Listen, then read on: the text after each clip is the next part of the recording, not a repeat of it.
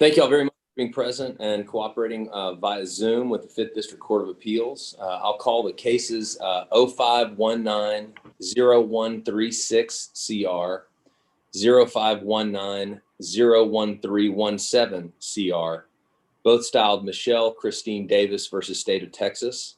Both sides present, ready? Ready. Appellant is, yes. Thank you very much. Okay, I'm sure y'all are familiar with our timer. One of your screens should have a timer on it. I hope you can see it this time, Mr. Illick. Can you? I fixed it. Yes, thank you. Very, very good. Okay, great.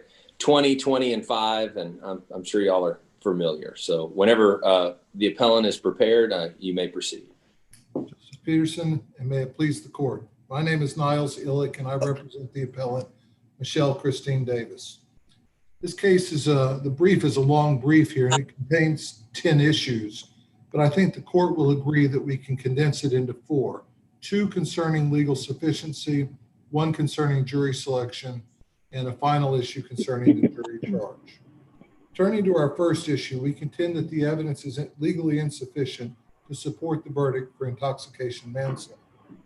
This court understands the standard of review, but I think since Thedford's decision, there's been some uncertainty about how to apply that standard.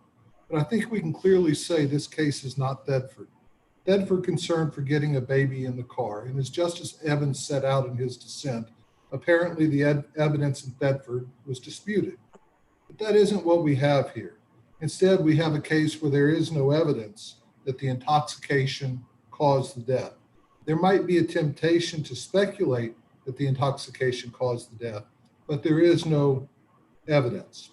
I don't think anyone's going to dispute that my client Michelle was driving or that she was intoxicated, but the evidence presented does not allow for the conclusion that the intoxication was the but-for cause of the collision and ultimately the death. In other words, there's no evidence that had Michelle been sober, that the collision would not have occurred. That's important here because of the dangerous position of the car and the position that Eunice was in. This isn't a case. Isn't the fact that nobody else ran this lady over some evidence that your client, at least her situation, every other car that zipped by them? Well, I don't think so, Judge Peterson. It is the question is there evidence that the intoxication of my client caused the death? And it might be reasonable to speculate. I mean, that might be a speculative conclusion, and it might not be entirely unreasonable to say that, but I don't think that that necessarily ties together. So the fact that all these other cars, however many there were, didn't hit Eunice and my client did, I don't think says that my client's intoxication caused the accident. And the reason is because we don't know how many of those other cars were intoxicated. So if then please describe for me a situation where we will have but-for causation in an intox manslaughter case. It is a difficult thing to do, and I think perhaps the statute is not written as well as it should be, but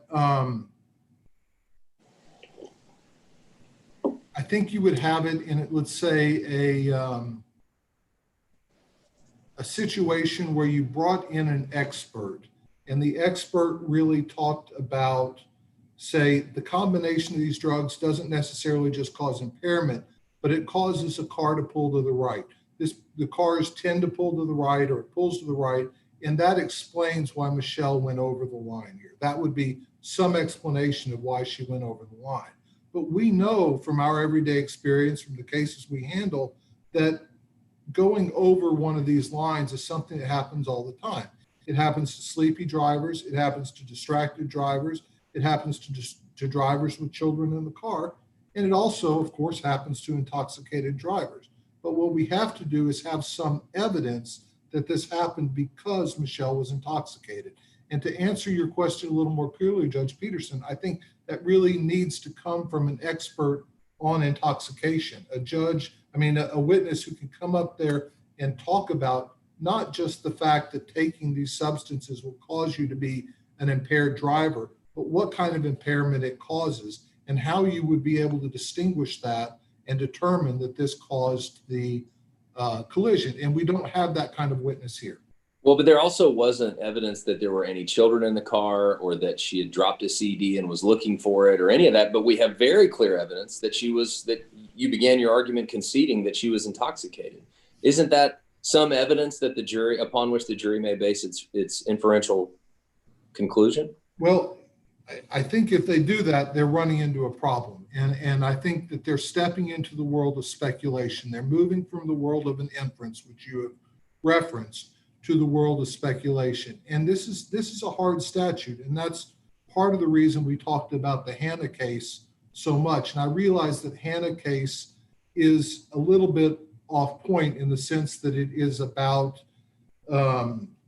it's not exactly about intoxication, but they really go on to explain that there must be a close connection tying that intoxication to the death. And the Court of Criminal Appeals, I think in page 91 of Hannah, goes on to explain that accidents happen all the time, and most of the time the driver isn't intoxicated. So there's got to be some reason to really show that this intoxication caused the death. And we can't just say they're intoxicated and that caused the death. Justice Whitehall? Yeah. In Hannah, wasn't there some evidence of an alternative cause for the wreck? I don't think so. I don't remember that. I thought in Hannah it was a one-car accident hitting a pole. Yeah, but wasn't there some evidence about water on the road that might have caused the car to skid? I'm happy to, I just don't remember, to tell you the truth.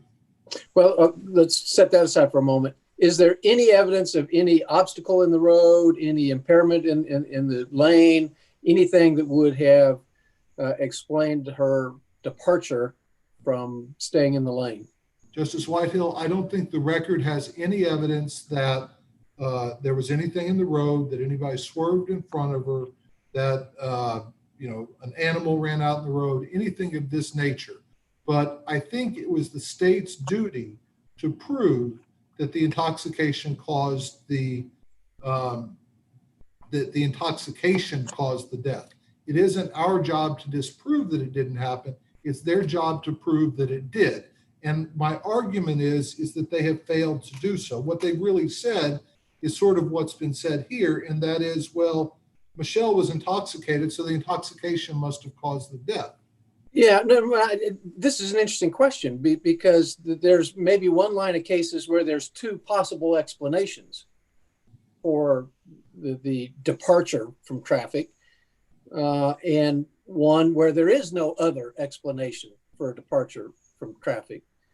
And how do we, I guess, deal with those two possible scenarios? Yeah, and I that's something I hadn't really thought carefully about coming into this. But I think the answer is that it's incumbent on the state to overcome this. It's not a defensive issue, as we've talked about in other things. We can offer an explanation, but we certainly don't have to. It's their job to tie this intoxication to the death. They can't simply say she's intoxicated, therefore she caused the death. And so my answer to you is there may be these two separate lines of cases, one in which there may be some alternative offered other than the intoxication. And there may be others where there is no alternative offered for the intoxication. But my point well, it seems like what we're dealing here with are reasonable inferences and the post hoc ergo propter hoc fallacy. Certainly, it would be much more difficult to infer the intoxication connection if there is at least one other explanation. But why is it unreasonable to with other evidence, make that connection when there is no other evidence, no other rational explanation? I suppose I would reframe the question this way. Is it speculation or is it an inference? So Justice Peterson was talking about an inference earlier. And if this court believes that it can infer that the intoxication caused the death by some chain of evidence in there, then I think the evidence is insufficient. But if the court has to speculate that the intoxication caused the death, then the evidence is insufficient. And I realize that but I guess my point is that there is no evidence of exactly what caused the collision, and we really ultimately have to resort to guessing or speculation. I don't think we can infer it. I think we have to guess and speculate. And once we get into guessing and speculating, we have stepped off of the ladder, the permissible rules, and into legally insufficient evidence. Now, it might not be unreasonable to make those speculations, but that's still not legally sufficient evidence. If I could turn to my second issue, the accident involving injury or death, and we have a similar issue here. The question here is whether Michelle knew she was involved in an accident that was reasonably likely to result in injury or death. Now, we know from Curry that not just any accident is going to do. It has to be one in which Michelle knew she was in an accident that was likely to result in injury or death. Now, when we look at the evidence of this accident, what we show is that Eunice was sitting down. She was sitting down by the driver's door, or perhaps just beginning to stand up when the collision occurred. We see that Eunice flew through the air and landed near the Volkswagen, and that Michelle drove off. None of this is evidence that Michelle knew she'd been in an accident that was reasonably likely to result in injury or death. It may be evidence that she knew she was in an accident, but it isn't the kind that has to be provided to show accident involving injury or death. Now, it might again be reasonable to speculate that perhaps Michelle saw Eunice flying through the air, but there's no evidence that she saw that. Well, the jury was given a mistake of fact instruction, correct? Correct. And so trial counsel for Ms. Davis was able to argue, well, there was a mistake of fact she didn't know, and that and the jury was able to consider all of that, correct? That's right. And I don't want to mischaracterize your argument, but features of your argument in your brief seem to suggest, look, Michelle Davis was too drunk to have known what she did. I wouldn't. Can that possibly be a defense in this case? That can't possibly be a defense. Involuntary, there's no evidence she was involuntarily intoxicated, and we all know that voluntary intoxication is no defense. What we have to find is evidence that says she knew she was involved in an accident that was likely to result in injury or death. And it's a hole in the state's case that they didn't fill. I'm not trying to say she didn't know because, and if I characterized it that way in my brief, I apologize. No, I don't mean to I'm not suggesting you did anything inappropriate, Mr. Illick. I'm just. What I mean to say is that the state has a hole in its evidentiary burden because it didn't meet this particular standard. Okay, Mr. Illick? go ahead, Justice. Sorry about that, Justice Whitehill. Mr. Illick, wasn't the jury entitled to discredit her story that she felt like she had hit a curb based on the witness testimony that she took off like a bat out of hell afterwards? Yes, the jury is, of course, free to accept or believe any evidence that it wants to. There's no dispute about that. I think that sort of gets us back to Thedford.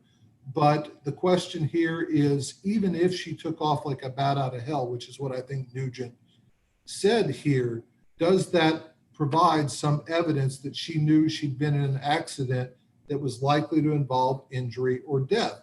Or is it just evidence that she knew she'd been in an accident? Or is it just evidence that she knew she'd been drinking and driving and something had happened and she needed to get out of there? We can't say that particular testimony or the testimony of her flight is evidence that she knew she'd been in this particular type of accident, which is what's required now. Could the jury reasonably infer from Corchado's testimony and Jones's testimony that Eunice's body was knocked forward in the direction of traffic? That Yes. she might have seen that. The appellant might have seen that. Yes, Justice Whitehill. I think that the evidence suggests that Eunice's body, and if I'm saying it wrong, I apologize. I thought it was Eunice, but her body was thrown forward. And we can speculate or we can guess that Michelle saw that. If you hit something on the right side, would your head turn to the right? I think for me it would, but does that mean it happened for Michelle? whether she was intoxicated or not. I don't know. And what I'm pointing to here, and I'll get off this point in just a minute, is that the state has an evidentiary hole that they've yet to fill. And really what I think they're trying to do is rely on Judge Keel's dissent in Curry, where she advocated for this sort of objective standard. So it isn't whether, and I think it's just better to read it. She wrote, in my view, the criminal prohibition does not depend on the driver knowing that the accident resulted or was reasonably likely to result in injury or death. Instead, it depends on whether objectively the accident did so or was reasonably likely to so result. But that's not the position that the Court of Criminal Appeals took. In Curry, they say you have to have known it. And if you have to know it, the state's got to produce evidence to do that. And in this case, they didn't do it. Now, if I could turn with my time that's remaining to the third issue, and this is the one that takes up the bulk of the briefing. In our third issue, we contend that the trial court erred when it sua sponte struck jurors. And this is an infrequently litigated area. It's something I haven't addressed before. So I wasn't able to find an established standard of review, but I think it should be de novo, because I think what we're doing is making a legal determination. I don't think it's a factual determination. I think it's a legal determination. And I think the state appears to agree with me, though they don't exactly address that in their brief. And when we look at this, we've got to look at two provisions of the Code of Criminal Procedure, 35.16 and 35.19. 35.16 gives a long list, 12 or 14 reasons that an attorney may move to strike a party, a veneer member for cause. 35.19 says that, and those would be unqualified jurors. 35.19 says these are absolute disqualifications. They are conviction for theft, indicted for theft, or insanity. And the judge has a duty to remove those. But the judge can't sua sponte strike for the reasons under 35.16 other than the absolute disqualifications. So these issues about who can give the maximum penalty or the minimum penalty are issues for the attorneys to raise in motions to strike. They're not issues for the trial court to raise. Here, the judge sua sponte struck a whole bunch of jurors, and we've raised them, and we've objected to 16, 18, 20, 21, 44, and 15. So 6 of the jurors that ended up on here that were removed would have otherwise ended up on this jury. They were arguably unqualified jurors, but that was an issue for the attorneys under 35.16. It was not for the judge, and the judge erred when he sua sponte struck them. Do you dispute that these jurors had disqualified themselves? I do. They had rendered themselves unqualified. So unqualified is under 35.16. Disqualification is the theft conviction. So what you're complaining about, and let me make, I don't want to misstate your position, but I believe what you're saying is if these folks were disqualifiable or not is a question subject to the trial court's sound discretion. But in this case, the trial court didn't require the state to make a formal objection. The trial court just made the objection for the state. Is that correct? The state actually makes a series of objections to witnesses, to these veneer members. The trial court overrules all of the objections, and the trial court then says which ones it thinks should be struck. And it hurt both sides, to be honest with you. We've only raised the ones that would have been more favorable to us. We're not raising, we're not objecting to the other ones, of course, but, in all candor to the court, the court struck them on both sides. But the trial court was well beyond its statutory duty to do that. It had to come from the attorneys who make sound decisions based on the limited knowledge they have about these people to decide whether or not they're the right people on the jury. The court doesn't have the authority to come in and say, I don't think you're the right person for this. This isn't the right case for you. It can say you're insane, you're not on this case, but it can't say your position on sentencing really makes you not the right person for this case. That's a position for the attorneys. Now, I'm running out of time, but I want to quickly turn to harm. And just as I had a little trouble defining exactly what standard of review was. I had a little trouble defining exactly what the harm standard was here. And Ann and I disagree. I have relied on the Goodwin case. And the Goodwin case is a case from, I think, 1986 from the Court of Criminal Appeals. And the state has relied on Williams, which is an unpublished case from the First Court of Appeals. Now, when we do this under Goodwin, and there's no argument in the state's case that Goodwin is not still good law. They don't mention Goodwin at all. But when we do this under Goodwin, the test is whether or not the client, the appellant actually had a legitimate objection to the jury that tried them. Our argument here is that yes, they did, because every one of these jurors that the trial court removed and we've raised was more likely to impose a maximum punishment than the others. I see I've run out of time. If there are further questions, otherwise I will rest. Thank you very much, Mr. Illick. Ms. Weatherholt, whenever you're prepared. May it please the court, my name is Ann Weatherholt, representing the state in this matter. And this court well knows the standard of Jackson v. Virginia for sufficiency of the evidence, so I won't go through that again. Appellant relies on Hooper v. State. I urge the court to look at Hooper v. State. In that case, the Court of Appeals, not this court, a different Court of Appeals, reversed the trial court on sufficiency grounds. The Court of Criminal Appeals reversed the Court of Appeals and affirmed the conviction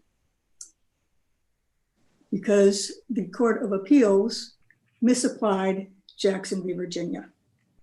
Although juries cannot reach their conclusions based on mere speculation, which would be factually unsupported inferences, juries are permitted to draw multiple inferences from all the evidence, whether it's direct or circumstantial. You look at the cumulative force of all the evidence in the light most favorable to the verdict. We believe that Hooper supports our position. Appellant has also relied on Hannah, which we believe is clearly distinguishable from the instant case. In Hannah, the defendant pled guilty to DWI. There was no victim alleged. There was no damage alleged in the indictment. It was a pure DWI case. The issue subsequently became one of restitution because there was damage to a utility pole. There was no evidence at the restitution hearing about the defendant being intoxicated. So there was no evidence that intoxicated driving caused the damage. There was no linkage in either hearing. There was nothing to connect the DWI proceeding to damage presented in the subsequent proceeding. Hannah is distinguishable from our case on its facts. Hannah was not an intoxication manslaughter case. Here, we alleged in the indictment that the defendant's driving while intoxicated caused the complainant's death. So we have linkage in evidence in this one proceeding. Now, as to causation, the courts have said that the existence or non-existence of a causal connection is normally a question for the jury, and our jury found causation. We look at some of the evidence, and the court has referred to some of it. Let me again go through a little bit of it. There's more in the record, of course. The manager of a hotel on Stemmons Freeway said that appellant appeared intoxicated approximately or a little after 2 a.m. in the morning. Now, the complainant, our victim, and her friend left a Deep Elm area. The driver had not been drinking. She was the designated driver. Their car was hit on Central Expressway, and the driver exited onto the service road to check the damage because the hood had flown up and had cracked the windshield.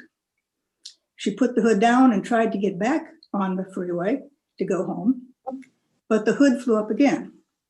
So she pulled off into the triangular safety area, which in the record is called the gorge.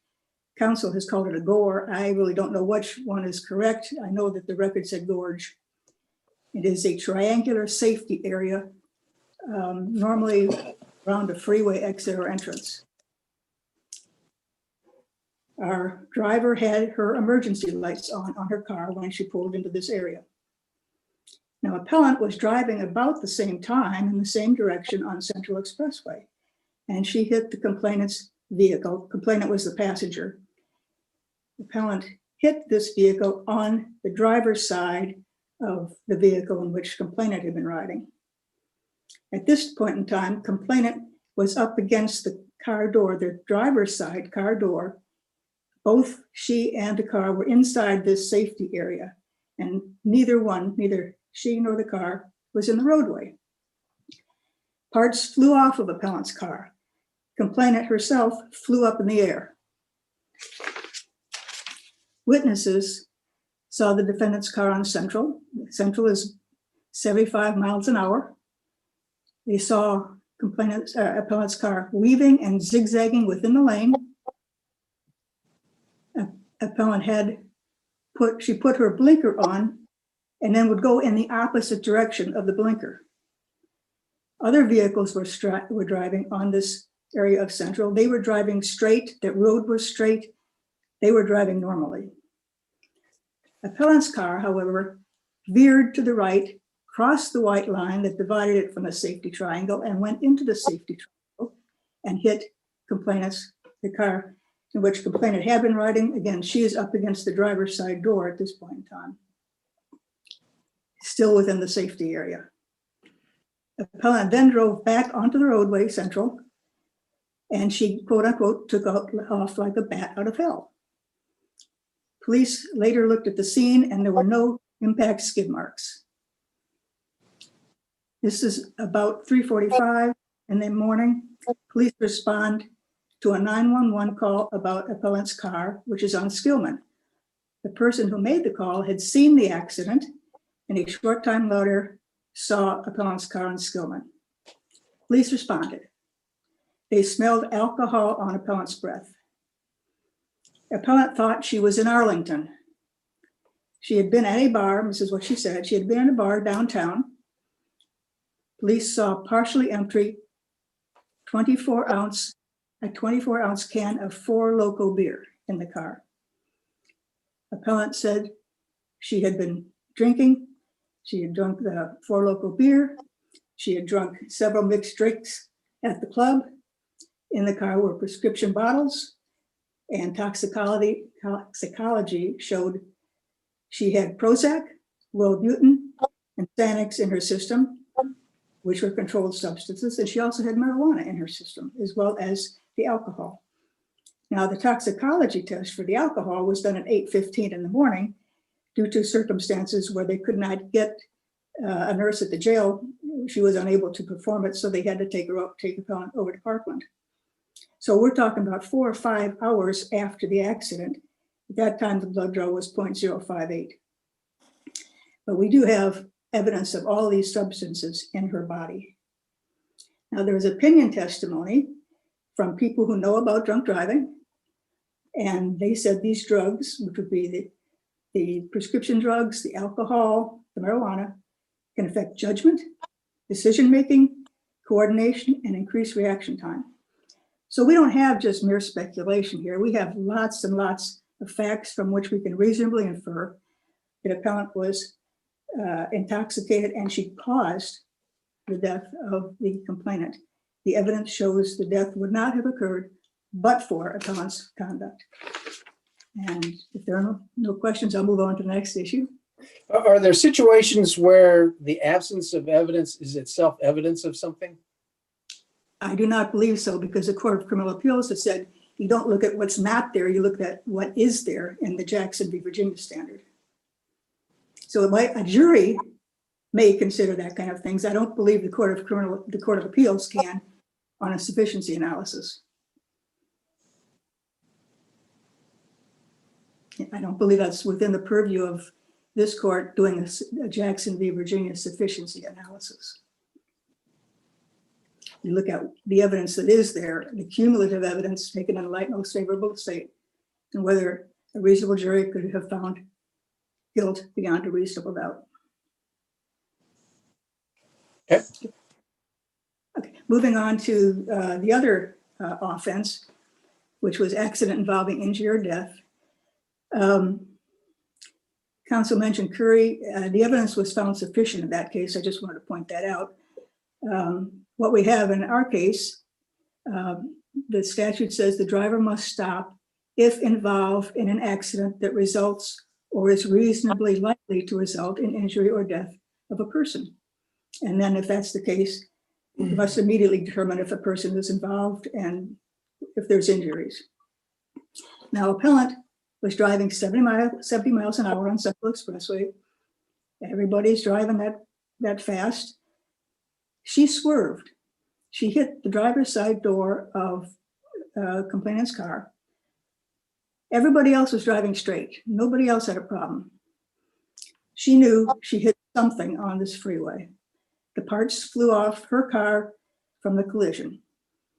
And she left, again, like a bat out of hell.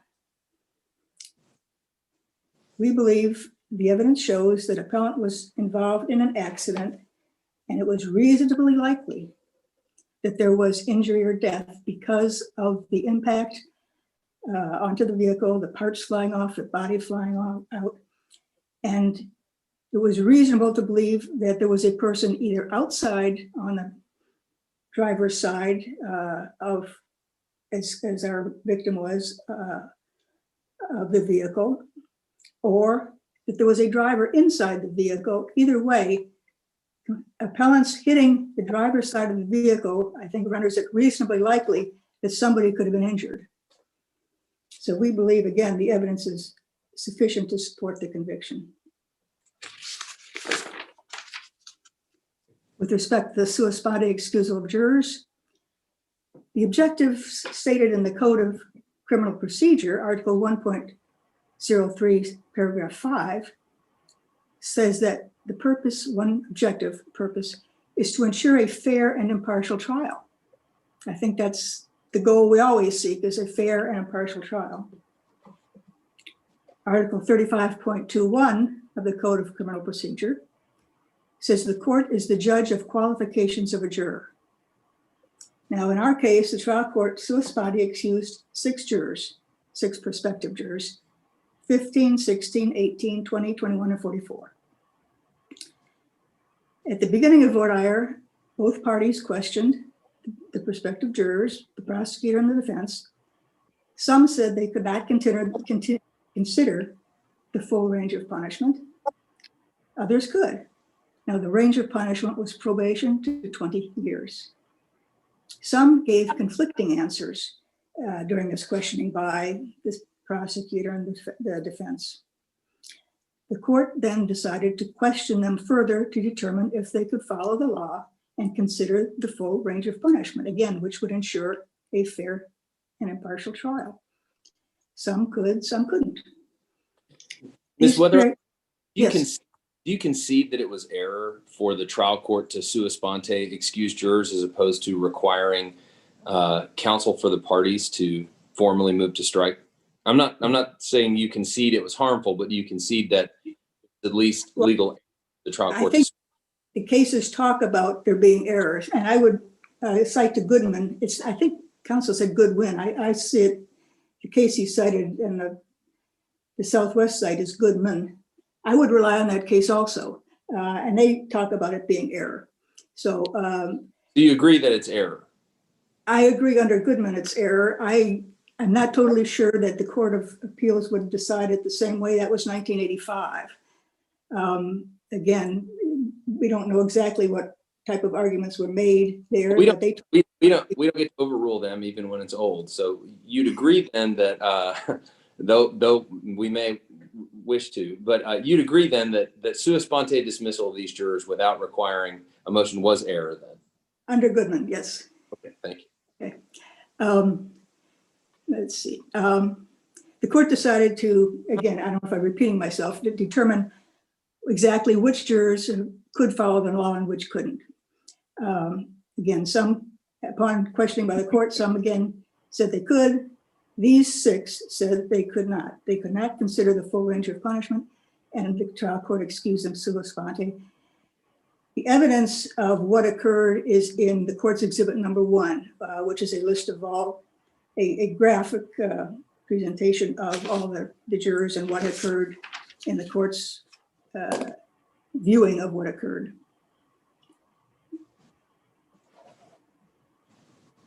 Again, any error would be non-constitutional error, that's clear.